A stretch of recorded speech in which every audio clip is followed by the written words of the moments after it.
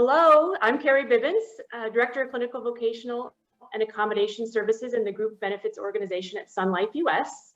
I'm very excited to have you join us today. Thank you. You will enjoy a real discussion that engages this esteemed panel about creating and supporting mental wellness in the workplace. You'll hear the Sun Life employer perspective on defining a culture of mental wellness for employees. In addition, you'll get an employee perspective. You'll also get a disability management perspective. And throughout the discussion, we'll weave in a clinical expertise. We're very pleased to have Dr. Crawford here from the National Alliance on Mental Illness and how NAMI supports communities and employers in their efforts to create inclusive cultures. Before we bring up the panel, let me cover a couple of housekeeping items and important notes. Today's session will be recorded and it will be distributed with slides. I know that was one of the questions from the audience, so thank you. If you have any questions, be sure to submit them through the Q&A window. We will try to get to as many of those as possible toward the end of our session. Once the session concludes, we'll encourage you to fill out a brief survey that will pop up in your browser. We appreciate you doing that for us.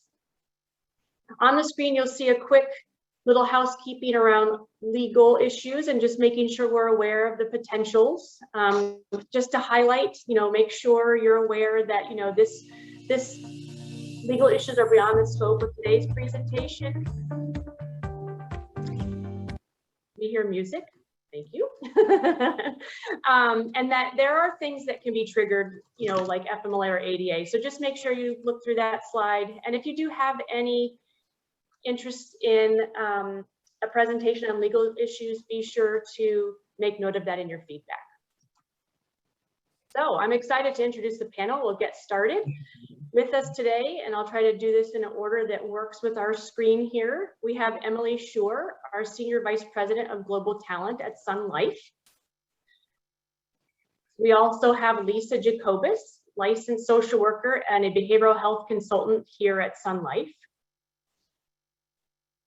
We also have John Altieri, our Associate Director of Philanthropy and Sponsorship at Sun Life. And Tammy Wortham, our Senior Vice President of Human Resources here at Sun Life. And of course, certainly not last or least, Dr. Christine Crawford, who is the Associate Director for the National Alliance on Mental Illness.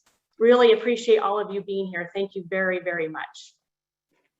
So I'm going to get started, and I actually have a series of several questions that we'll try to get through in this hour, and we'll leave some time at the end for questions and answers for our audience as well. Just let me know if there's anything as a panel that you would like me to revisit. We can have them pull up some slides along the way if we need to, or if you need me to repeat anything, I'd be happy to do that. This first question, it really is for the entire group, but I'll make sure to organize it a little bit for you so you're not talking over each other. And I really wanted to see if you would be willing, Dr. Crawford, to start us off around what does mental wellness at work mean to you? Thank you so much, Carrie, for the question. And also thank you, Sun Life, for inviting me to this important discussion. When I think about mental wellness in the workplace, it is comprised of multiple things that sometimes as employees, we often take for granted. One thing that's important to know is that when it comes to being well in the workspace, it's about making sure that there is balance that's present within the work that it is that you do. And in addition to the balance with your life outside of work and the balance that you have with your work responsibilities. And sometimes when that work-life balance is not on a good level, we can start to see some deterioration when it comes to an individual's mental wellness. In addition, we want to make sure that when people are well in the workspace, it's that they feel satisfied with the job that they're doing and they feel a sense of purpose as well. When we notice that there isn't that work-life balance, when there's a lack of satisfaction and purpose, then we see that it's hard to be productive and to do the things that you need to do within a work environment. And it could be hard to stay well. So just keeping some of those elements in mind for wellness is important to take note of. Thank you, Dr. Crawford. That was very helpful. Others, maybe Emily, anything you would like to add around what mental wellness at work means to you? I thought Dr. Crawford's intro was absolutely wonderful. And so why don't I go on the other side of things and say, with brevity, I think it's a set of responsibilities, a job, a role, a place, a team, something that is constructive for you in your life as opposed to destructive. So if you feel more often than not, it's not going to always be the case, but if you more often feel accomplished, and I love to hear that word that Dr. Crawford just used, if you feel accomplished, if you feel that you've served, that you've done something throughout the day, versus feeling poorly about yourself, about others, right? I think that, to me, speaks to mental wellness. That's excellent. Thank you for the connection there. What about you, Tammy? Anything you would add around what mental wellness means at work? Yeah, you know, how much more can I say? They did such a phenomenal job of explaining it. You know what I sort of laughed when I started thinking about this topic is I reflected back maybe 5 years ago, would we be even having this conversation, right? So this is a huge step in saying being well in the workspace. I love the way you say that, Dr. Crawford, is something that is absolutely critical for us, not only for a business to be successful, but for your whole self to be successful, right? So this whole concept of being well. So I loved the idea of balance. So some people, I think, misunderstand, and we'll talk about that, I think, in a little bit, that being well is always being good, right? And it's not always being good. It's accepting all the parts of you that come to the table. Some days it's a good hair day. Today, maybe not so much. Other days, you know, maybe you can go with it. But recognizing that you, all of you, bringing that to the table and being in a space that allows and accepts all of that, good and bad days, that's what a really psychologically safe workplace, that's what it means to me.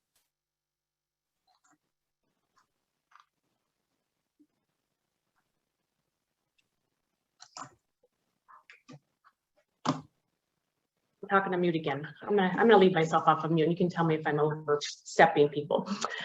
Lisa, tell me from your perspective, where I know you're here to help us think a little bit about this from a disability management perspective, but what does mental wellness at work mean to you?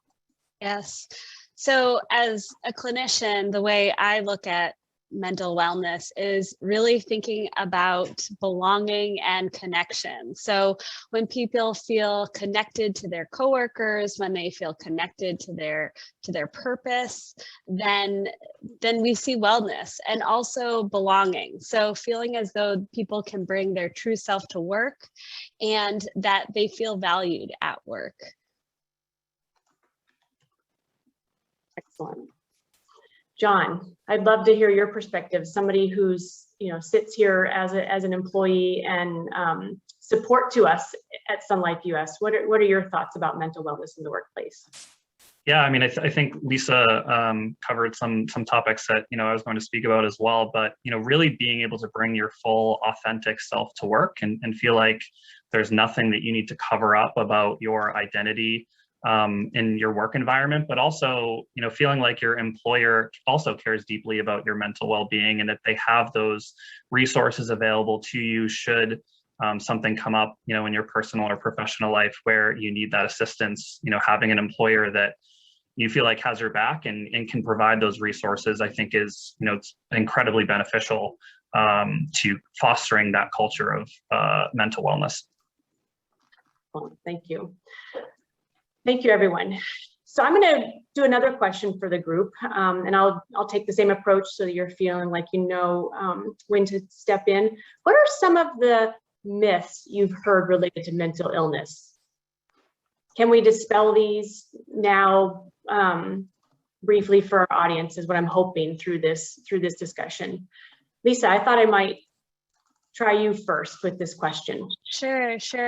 I'd say one of the biggest myths that I hear, especially working in disability claims, is that people with mental illness are unable to work. And the reality is mental illness is actually very common. And in fact, 1 in 5 people in the US are diagnosed with a mental illness. And at some point in all of our lives, we may experience anxiety and depression that may impact how we function in the world. And so the other truth is work can actually be very helpful in the recovery process. So if employers can recognize, when a person might be struggling and help support them, they can actually help them through the recovery process. Great, thanks for that connection to the helping around the recovery as well. What about you, Dr. Crawford? What are some myths that you've heard related to mental illness, and how can we help think about dispelling these for the audience? Yeah, absolutely. And this is something that I deal with day in and day out whenever I see patients.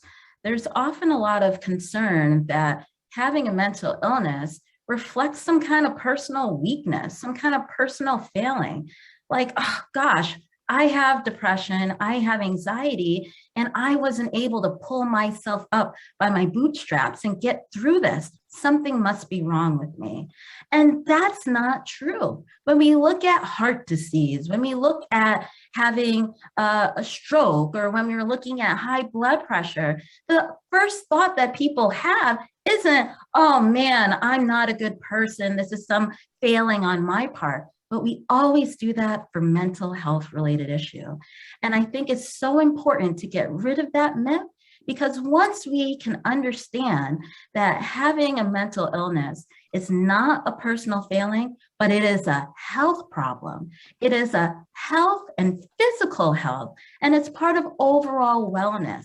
And when we view it through that lens, it would be impossible to continue to have this mindset that you have failed personally.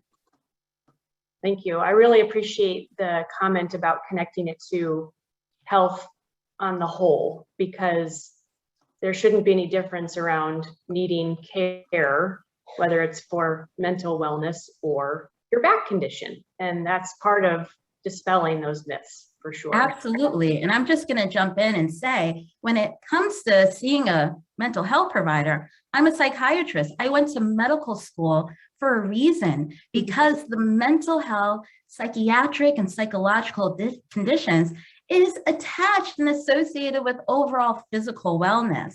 And so just for folks to remember that there is this mind-body connection is so incredibly important.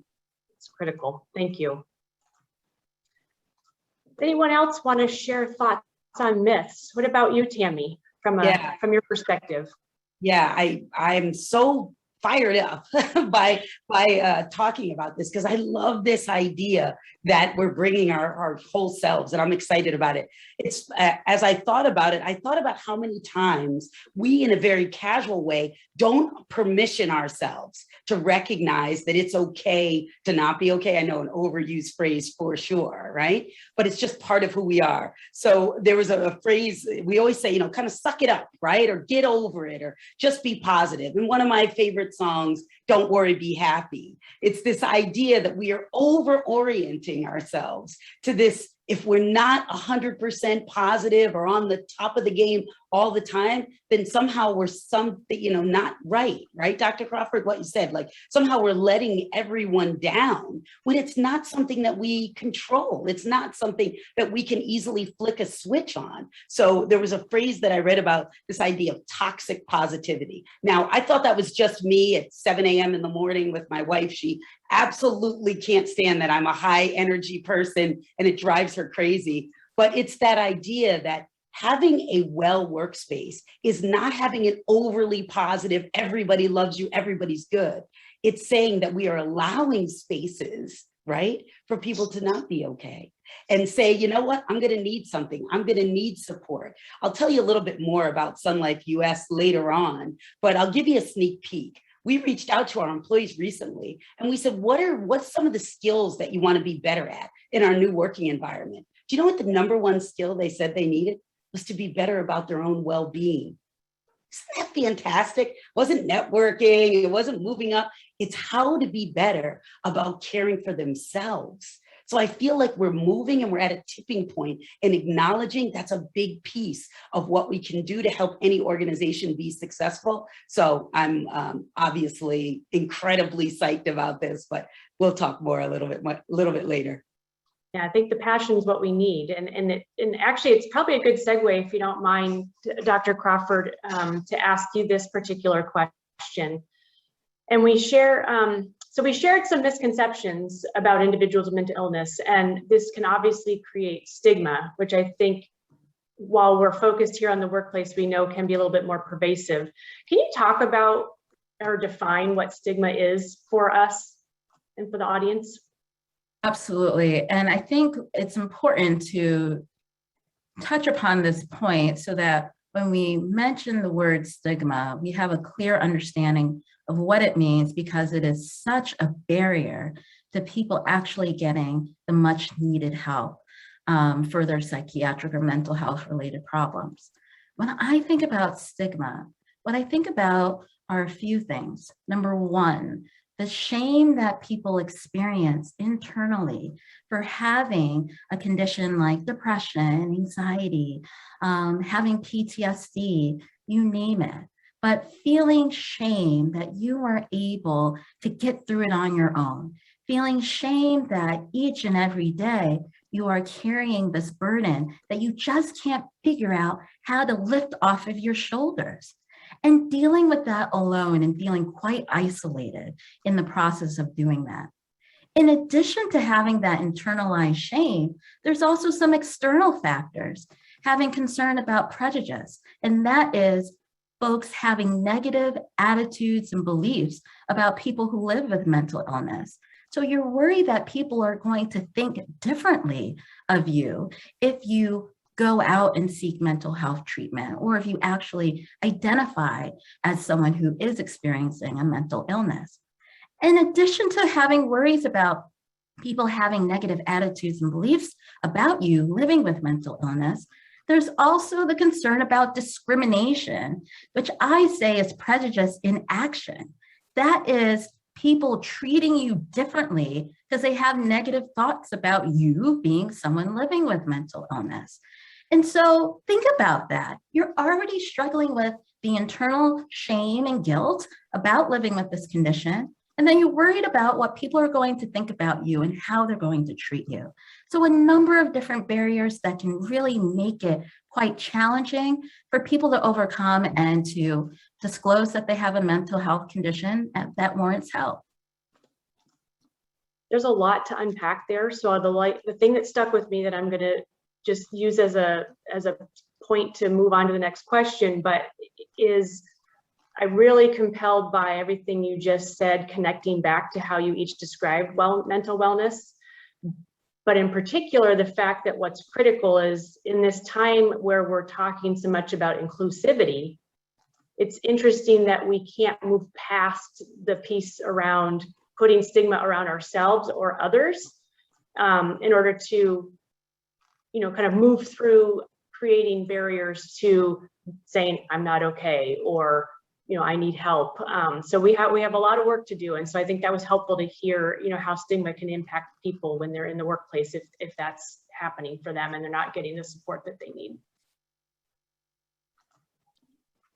This question is for Tammy and Emily. And Emily, I'll kick it to you first, if you will. As human resource professionals, how have you shaped the Sun Life culture to promote mental wellness? And are there any special considerations for business as it relates to employees who are working remotely?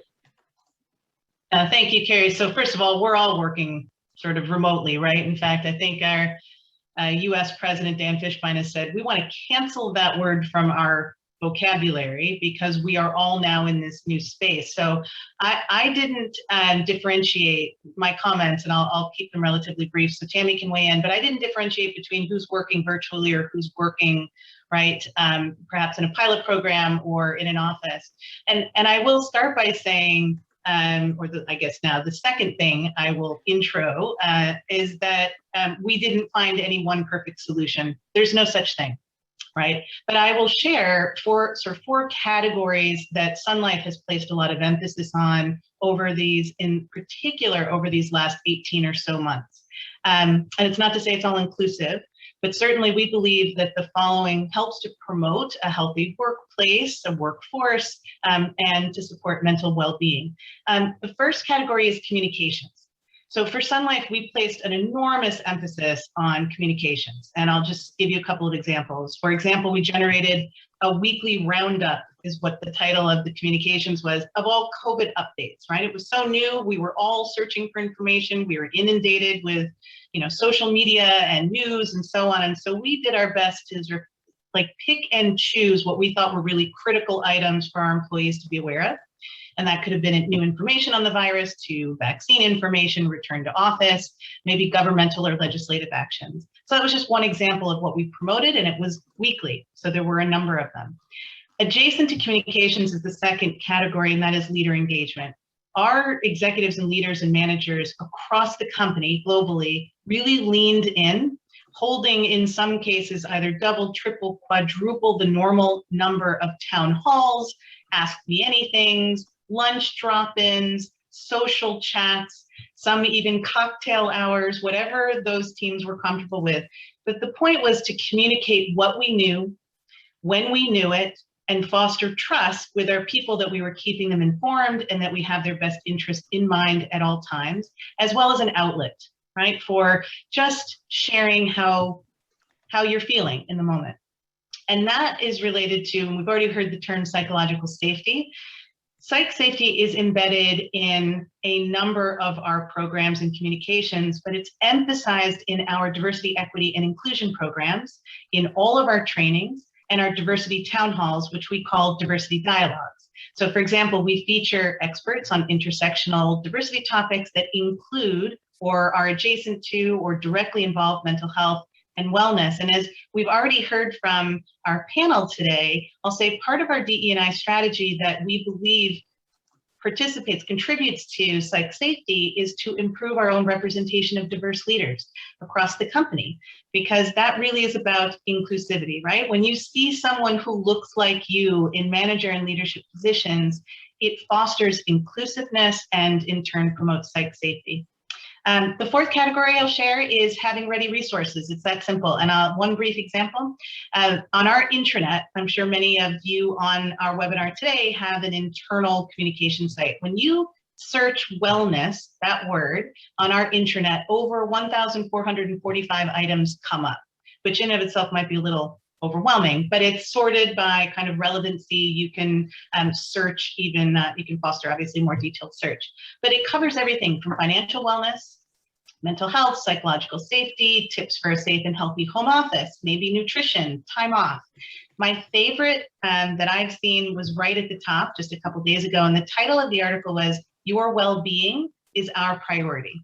Take small steps to support self-care." And underneath the title, it said, "With the daily changes we're facing, it's okay to not feel okay." So maybe Tammy, you got that from that article.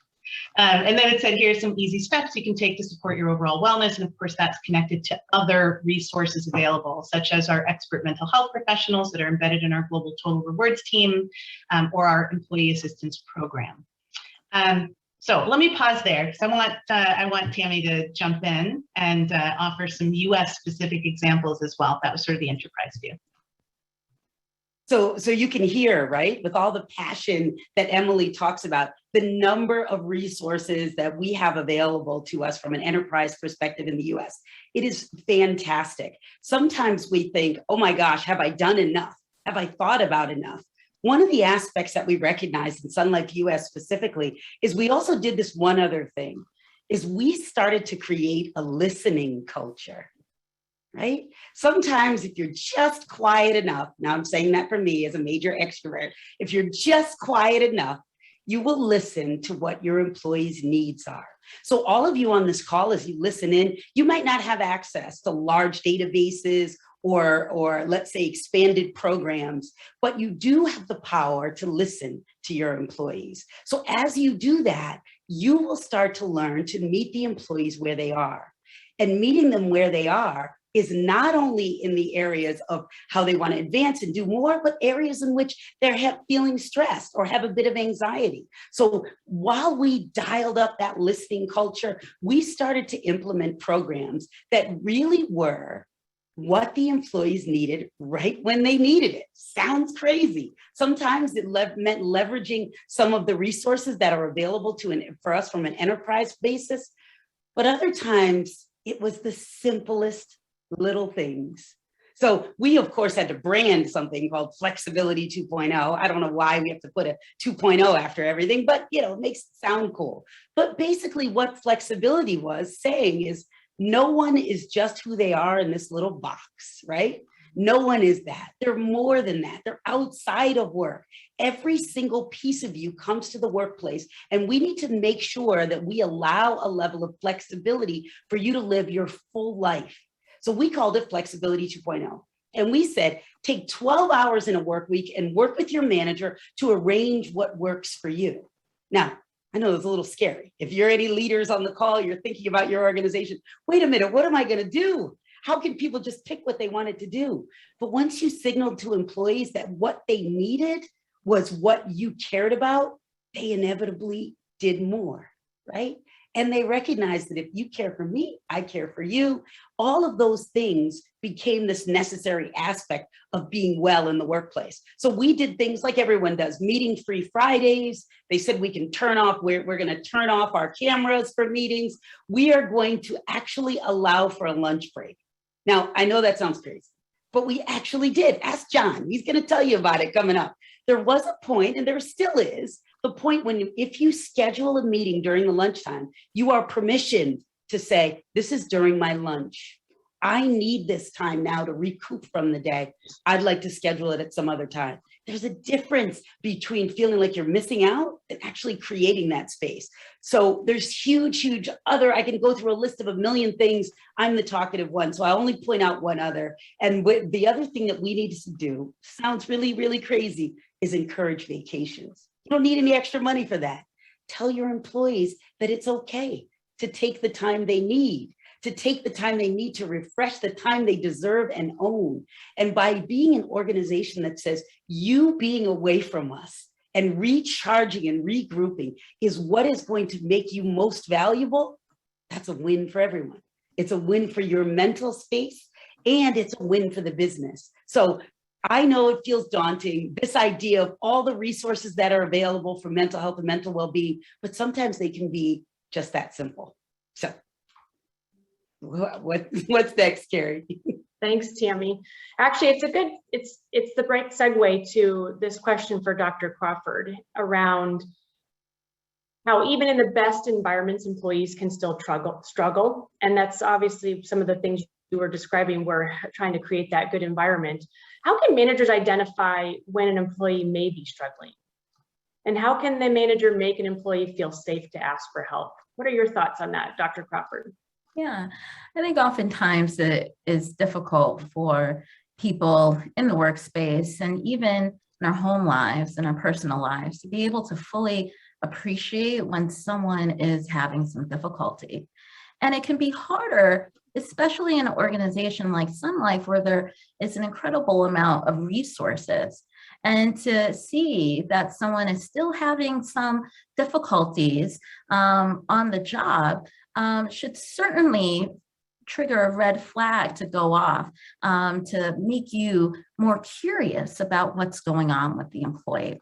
So things that you may see in an employee who's struggling is you may notice that they're having some difficulty keeping up with some of their work responsibilities. They may be making some careless mistakes, and they're not as productive as they usually are. And it can be challenging when you're experiencing depression and anxiety because you're distracted by a whole bunch of other negative thoughts about yourself, that your ability to focus and concentrate on what you need to do may be difficult.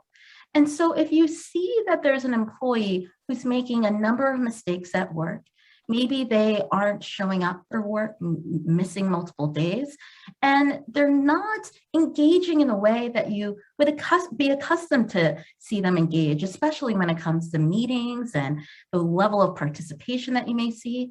Rather than thinking to yourself, this employee is not doing well, they're bad, they need to be reprimanded. Rather, come from a place of curiosity. Be curious as to why it is that some of these behaviors are changing in terms of how they are presenting at work. And I think when we come from a place of curiosity, that could also promote a feeling of safety within the workplace, rather than feeling like one is going to be in a workplace in which they're going to be scolded or people are going to place blame or point fingers at them, but to be able to engage with people in conversations and mention some of the things that you're worried about. You could say, hey, so-and-so, I noticed that you've been a little late on some of these tasks, or you haven't been showing up to these meetings.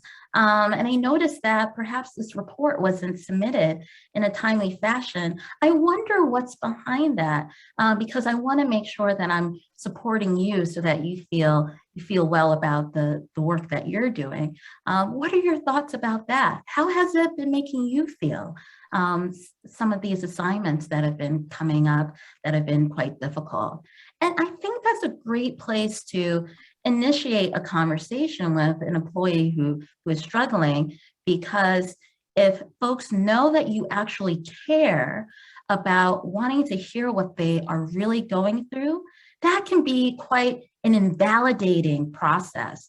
The fact that you want to openly listen to what they're going through and to engage in a conversation about them and their own internal experience, rather than simply just making it about work, is a really good way to bring that employee alongside for that conversation.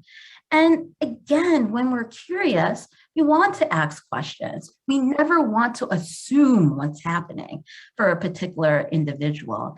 And when we make assumptions about people who may have a variety of different struggles, it closes the door on having these great conversations and discussions about what an individual is actually going through.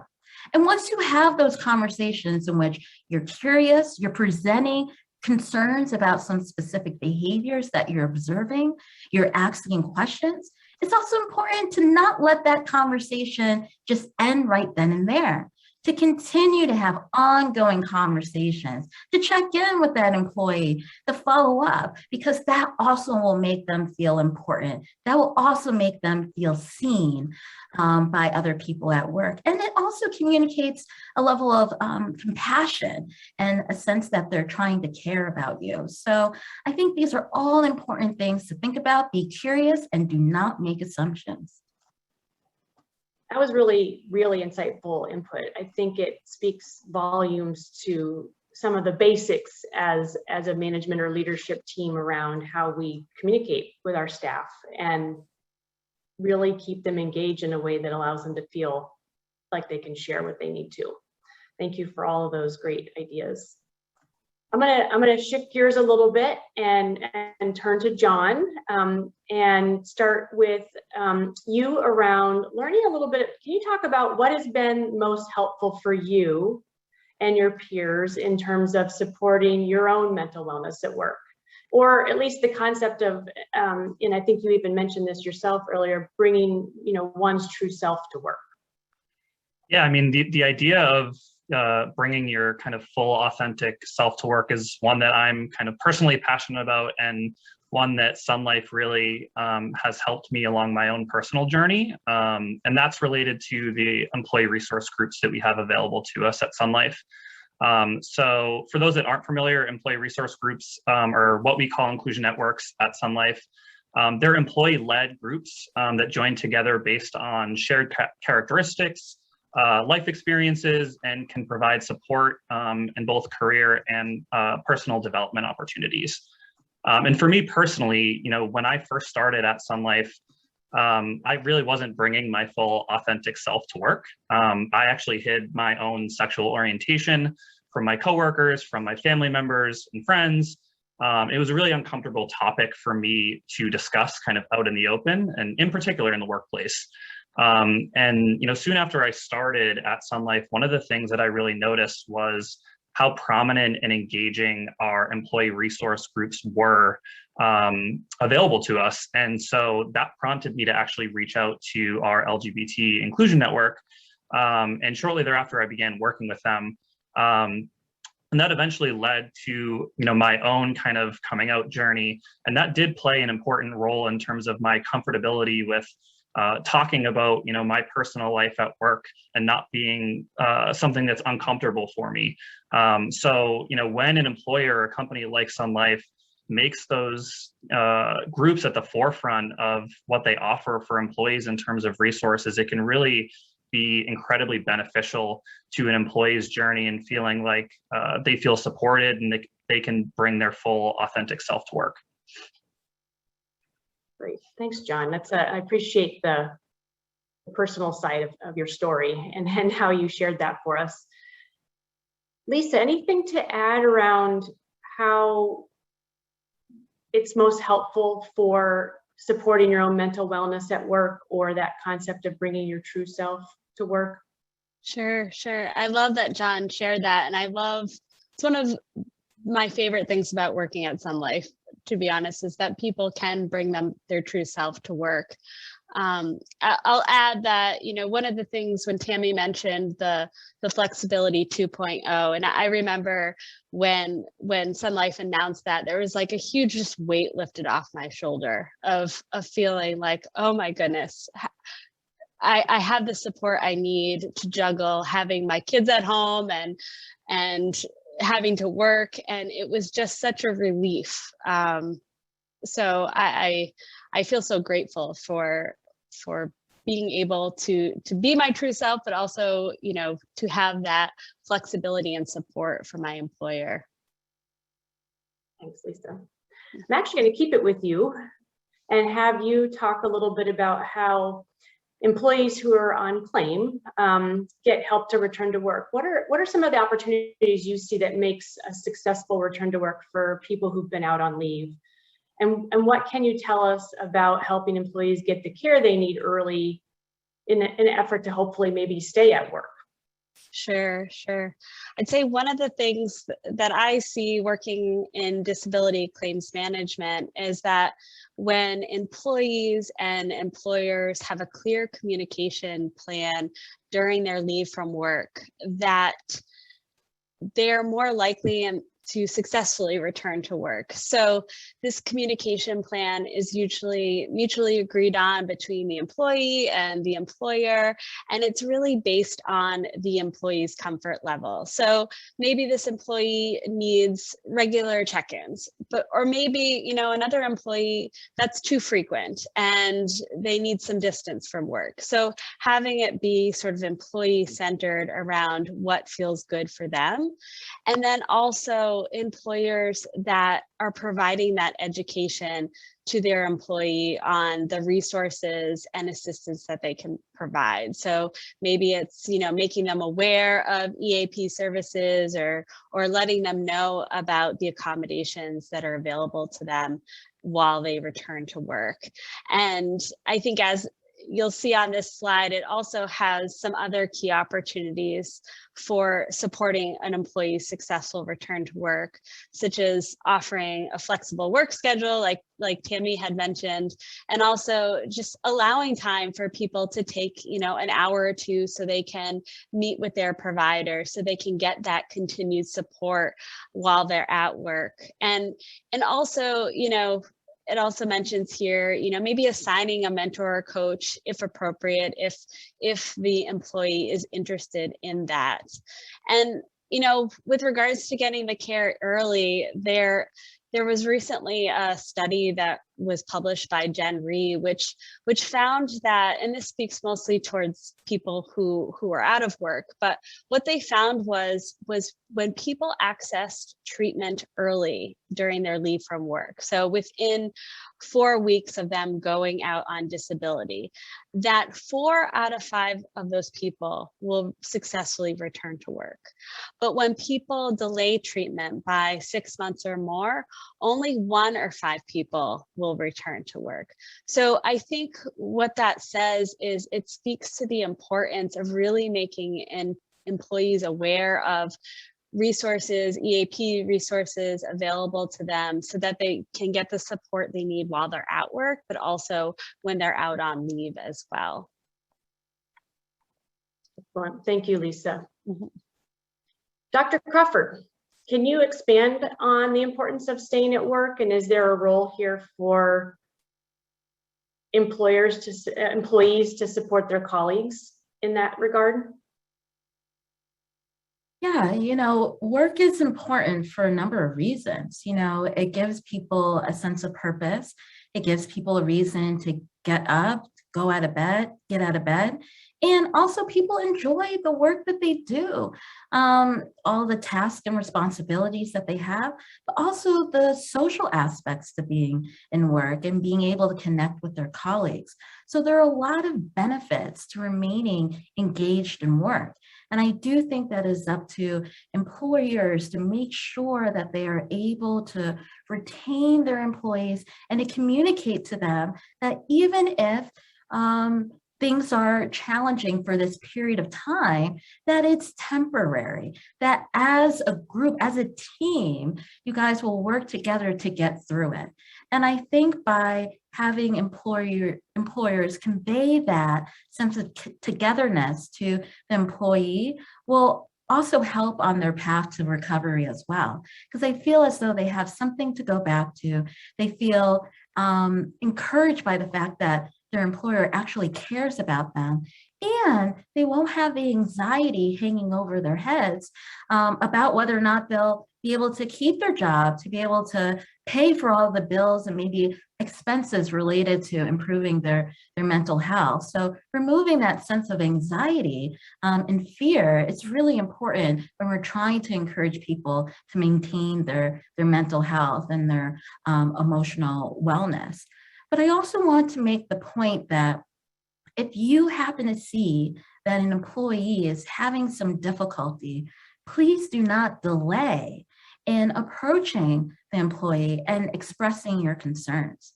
What we do know for a number of different mental health related issues is that the longer you put off getting treatment and talking to someone, the longer time that you will be experiencing that really tough emotional time, the intensity of the emotions will be very high, and it may take a little bit longer to recover. So being able to provide interventions very early on will not only have great outcomes and improve outcomes for the individual on their path to recovery, but also it will allow them to come back to work sooner, right? So that they can contribute to the organization, to the company, and contribute to their sense of purpose as well. Excellent. Really helpful segue off of Lisa's point of view. I think it would be good to see what your thoughts are, Tammy, then around how employers can help keep a pulse on the well-being of employees, and how could that pulse check impact wellness programs and planning? Because I think that's the next piece off of what both Lisa and Dr. Crawford just shared. Yeah, I think you're spot on, Carrie. So you heard me talk about it a little bit before, how it starts with staying connected, right? Staying connected with your employees through surveys, pulse surveys, we call them pulse surveys, quick opportunities for you to reach out, touch base with employees, and they can share with you how they're feeling. Really, really important. Also staying connected with your leadership. They understand, right, what's going on with their employee base, what those needs may be. And you actually take what you've heard and you build it in to make sure that the programs are built upon those needs, right?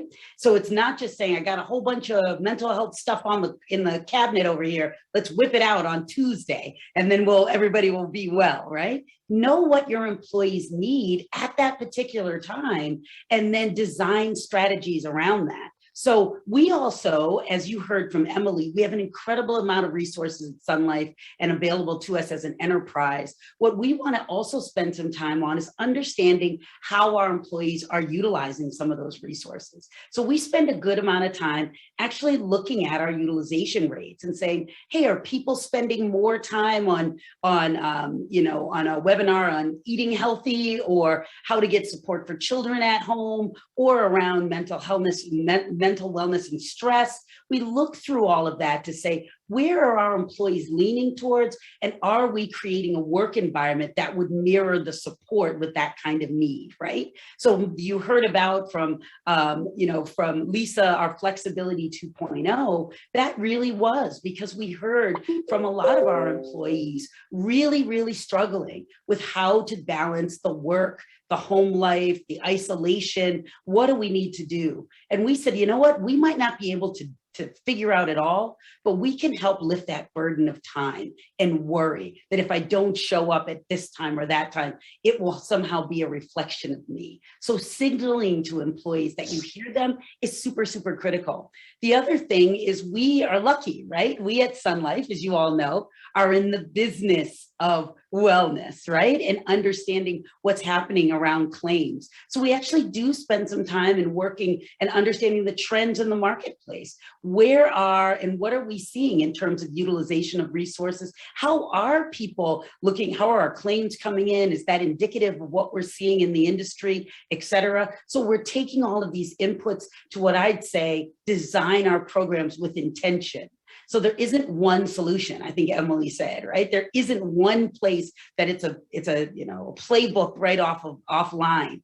You are simply going to keep your ear to the ground. You're going to listen to what employees' needs are, which probably aren't too much different than your own. And you're going to design and create programs that are there for that moment, because it may change over time. So I hope that helps. I appreciate the idea of tailoring it to what you hear. I'm going to do one more question for the group here for you, Emily, and then we can turn to question and answers for a couple minutes. Emily, can you talk about if there's a tie between culture and the ability to attract talent? And by that, I mean, like, we're thinking in this concept of mental wellness as a culture that we develop. And do you think there's a tie between, how we think about culture and that, and what we're doing when we're attracting talent?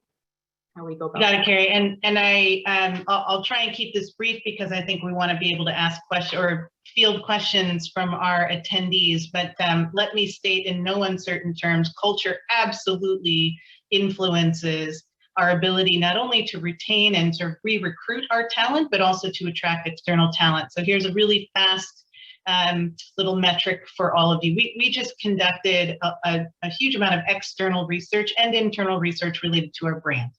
And one of the questions that we asked is, what's most important to you, both externally, and then we asked our internal folks, so how do we show up, right? The external audience that we interviewed are prospective employees, people in talent pools external to Sun Life that we don't hire, but they could be one day a Sun Life recruit. And what they told us in the top 3 most important things: work-life balance, which Dr. Crawford talked about earlier, and flexibility, which all of our panelists have talked to. Those 2 things go directly to culture. So I think about how we describe ourselves: caring, flexible, collaborative. And when we surveyed our internal employees, they told us how we show up: caring, flexible, and I get to have impact. I get to contribute. So let's link those 2 things, those 2 little experiences. Our internal data is telling us that what we say about who we are is being experienced by our people. And now connect that to external ability to hire externally. A 2018 Gallup poll said that 71% of workers say that they will get referrals from current employees of an organization to learn about job opportunities before they make a decision. So we need to show up and live what we say we do, and that needs to then speak to what are the top interests of external talent, and our internal employees have to feel it so that they validate that this is a good place to work, or that our commentary, right, shows up in behaviors. It's absolutely critical to our ability, again, to re-recruit and also to hire new. And I'll leave it there so we have time for questions. Excellent point, Emily. Like, I really like that point you made around, it's really like the word on the street, right, around an organization can really make an impact. And so how you show up to your employees will allow that word on the street to be as positive as you hope it will be. So it's really helpful.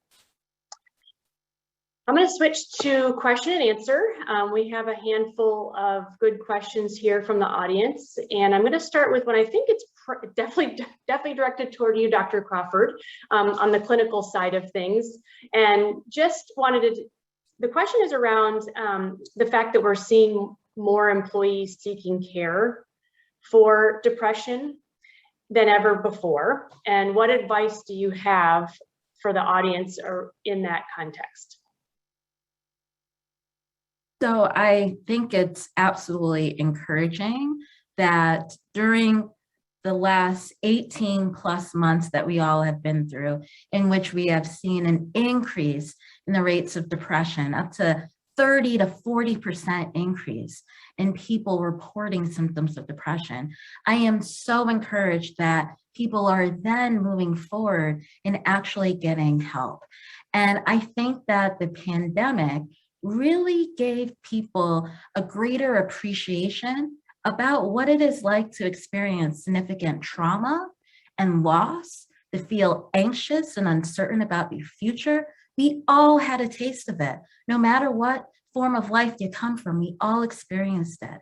And so I think because we have been having more conversations about mental health, about depression, about anxiety, we're normalizing it.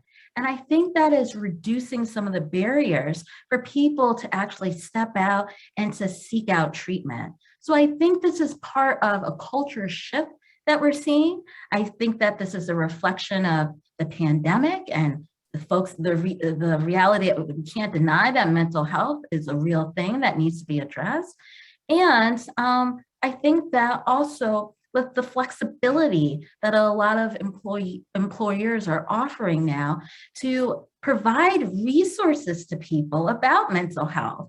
And so I think this is a reflection of all the great work that people have been doing when it comes to having these conversations around mental health and depression. Excellent, thank you so much. This next question's, I don't know if I could say it's related, but it's about employee burnout and what advice you'd have for employers who have employees that may be feeling that way on the job, and what part they can play in assisting around that. I think, Dr. Crawford, it probably does make sense to see what your point of view is first, and then we can check in with the panel. Yeah, I think that burnout is something that cannot be ignored. We talk about it in a very common and kind of colloquial way. Oh, you know, I'm burnt out, I'm totally burnt out. But I do see that it is the signal of something deeper. And we're seeing this as a trend that is affecting a number of different companies and a number of different work-related settings. And when you start to notice that your employees are being a little bit more cynical, where it's clear that they're not having any satisfaction with the work that they're doing, when they aren't feeling a sense of purpose anymore, I do think that that is a time to intervene. They may not already have symptoms of anxiety or depression, but I do think that is something that can increase the likelihood that they may experience some more significant mental health related symptoms that are going to further impact their work and their ability to be a productive person within the company. So if you start to notice some of those signs where they're not really showing up, they're kind of cynical, they're making these sly comments about, you know, feeling insignificant about the work that they're doing, rather than just brushing those comments off as, oh, so-and-so, you know, they're just over their job, whatever. No, to again, like I mentioned before, be curious about it and to offer up some of the resources that, especially that Sun Life has available to that employee. That's the pervasive theme I was going to make the connect as well, Dr. Crawford, that it's about the communication and the style of it, but it's also that consistency around making sure that employees are being heard, and we're not ignoring what the signs we're seeing. I'm going to do one more, and I need a quick go at this, and then I want to make sure to give a minute for Dr. Crawford. We talked about remote a little bit and employees working remotely, and I know I love how you talked about trying to remove that from our language, Emily, but it is important to think about we're not in person anymore with a lot of us. And for those situations, how do we make sure that the relationship of caring still shows itself in the context of work, even though we're not always in person anymore? I didn't know maybe if, Emily, you had a perspective on that in light of having mentioned that idea of remote earlier. I'd be happy to, and it's not a unique thought. Dr. Crawford already offered it earlier, and that is to say, make sure that it's not always all about the work. And that doesn't mean sacrifice quality and productivity, and right, so many of us work for public companies, and you've got to think about shareholder returns and all the things that go along with work, and right, and obviously cutting it short given time.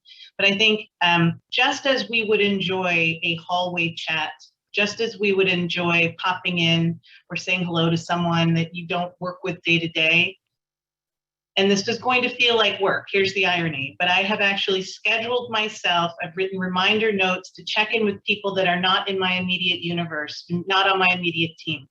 And I do it because in this virtual world, we tend to bounce from one Zoom or one meeting to the next, and it tends to be with the nucleus of people, your network, that you need to leverage to get your work done.